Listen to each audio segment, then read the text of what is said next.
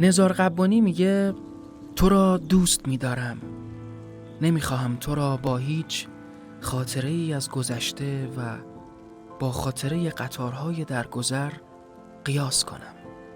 تو آخرین قطاری که ره می سپارد شب و روز در رگهای دستانم. تو آخرین قطاری و من آخرین ایستگاه.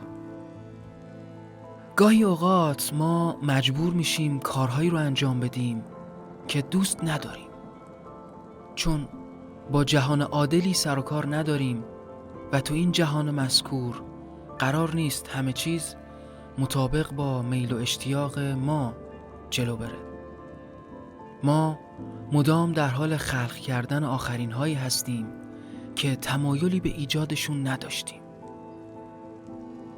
رفیقی که مجبور به مهاجرت میشه و باید با دوستای قدیمیش وداع کنه. بعد از گیت، در آستانه محو شدن از دید، قدم‌های سست شده، ایستادن، برگشتن برای نگاه شاید آخر. شیشه های بین آنها ترک خوردند. جدایی به وقت آخرین ملاقات، آخرین کافه، آخرین سفارش، همون همیشگی. چرا؟ از نشانه های عاشقی است ترجیح دادن معشوق به خود.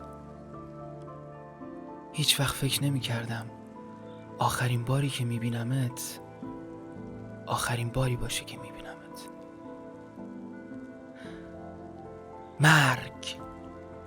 مرگ، آخرین مکالمه،